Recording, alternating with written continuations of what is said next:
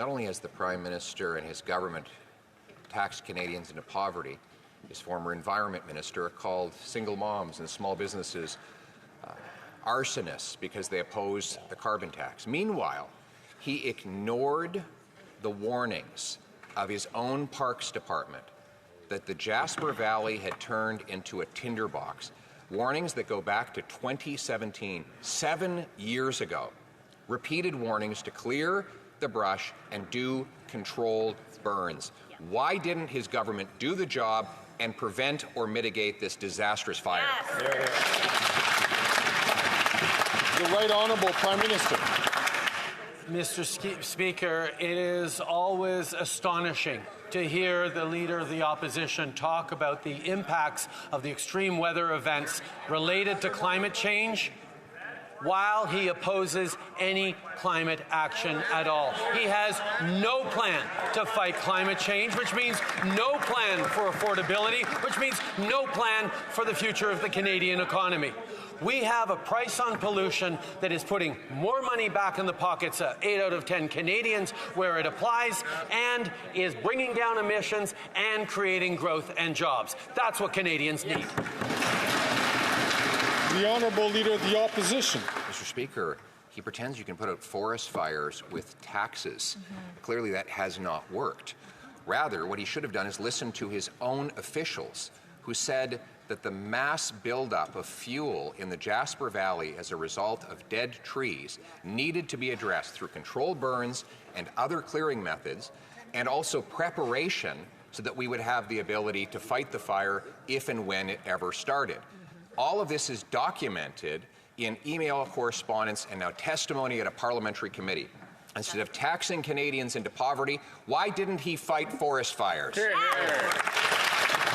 Right Honourable Prime Minister. Mr. Speaker, Jasper was one of the most fire-smart communities in the country. Over the past years, residents and leaders within Jasper have been exemplary in making sure they were doing everything they could to protect their community. This fire, Mr. Speaker, was a treetop fire. It jumped from treetop to treetop and through flaming pine cones kilometers ahead of it, which is what set this burn. This is a result of climate change, Mr. Speaker. Climate change he doesn't want to fight. The Honourable Leader of the Opposition. Mr. Speaker, that kind of erratic screaming and hollering is not going to tackle the problem of forest fires, screaming about flying pine cones, etc. It's true, the people of Jasper were fire smart. The problem is that the government in Ottawa was fire stupid. They were warned, this government was warned repeatedly over 7 years that they needed to clear the dead wood to prevent the spread of a future fire. Why, instead of bringing in a crippling carbon tax, didn't he clear away the wood and stop leaving a tinderbox to explode? The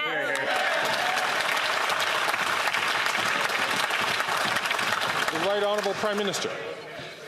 Mr. Speaker, one of the jewels of Canada's natural beauty burned because of climate change. And his focus is trying to blame Ottawa for that. That, Mr. Speaker, is completely irresponsible and shameful. But we have all seen that from this Conservative leader, who would rather try and rile people up and point fingers than actually try to solve any of the challenges Canadians are facing, either today with affordability or tomorrow with climate change. That's not leadership. The Honourable Leader of the Opposition. I'll tell you what's not leadership. I'll tell you it's not leadership.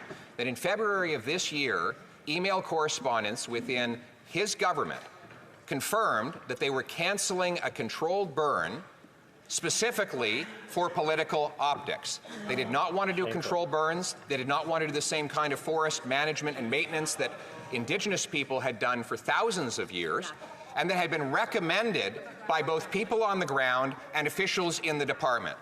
The reality is he didn't do his job. He should be accountable and explain why he let the valley go up in smoke and used a carbon tax to hide behind it all. The Right Honourable Prime Minister. Mr. Speaker, in this era of droughts and rising temperatures and climate change, there are certainly reasons that most reasonable people could imagine why the opting for a mechanical removal of underbrush instead of flaming them, instead of setting them on fire, might be a better option. Mr. Speaker, the attack on experts, the attack on science, and the refusal to understand that if we do not act in fighting against climate change with everything we have, then there will be no economy of the future. There will be no Jasper to rebuild. There will be no future for Canadians.